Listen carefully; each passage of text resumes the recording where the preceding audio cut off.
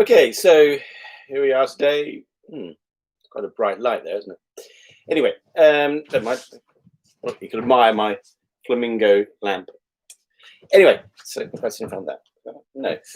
Anyway, so we're going to talk a little bit about how to hold the bow. I guess specifically how to teach to hold the bow. The way that I do it is this way. It might seem a little bit odd, but actually, in order to talk about how to hold the bow, I think we have to talk about the wrist, because the wrist is the most overlooked part of, in my opinion, of the bowing arm, because the angle of your wrist, this one here, obviously, is the most important, to me, one of the most important things. We've all had that lesson.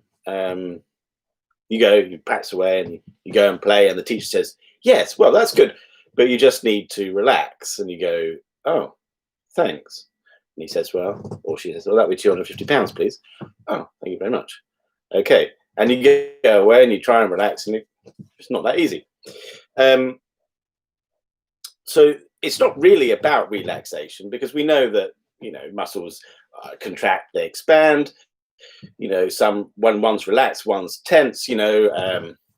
We go on for that for ages. So it's not really about relaxation. But what we do know, I think, is that if we put our arms and our muscles and our fingers in the optimum position, i.e., by optimum I mean the most natural position, then we will be relaxed. So we can do this very simply. If I hold my arm out like this, then my wrist and my hand and my fingers are all very relaxed.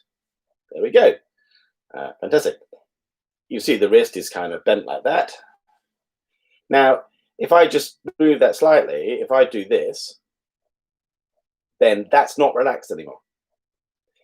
I'm engaging all of these muscles here. I'm contracting these muscles here. And actually, that's quite, even just holding that a couple of seconds, actually it starts to get tired. This, obviously even worse, right? Now my muscles are under a lot of tension.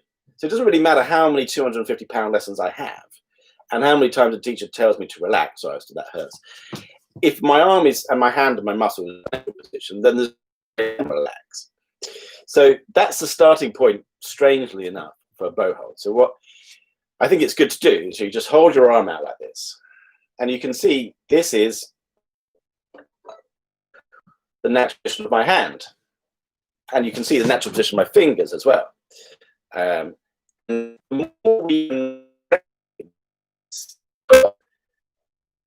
more relaxed we're going to be. So what I tend to do is just to have the fingers hanging down like that. You see the spacing? I'm not doing anything like this or anything strange, You'll see that my thumb actually is quite straight. It's the natural position of the thumb is just off straight. And I don't teach a bent thumb. I think bent thumb is wrong, personally, because the bent thumb is under tension. So I tend to teach to keep and I play with the thumb just off straight.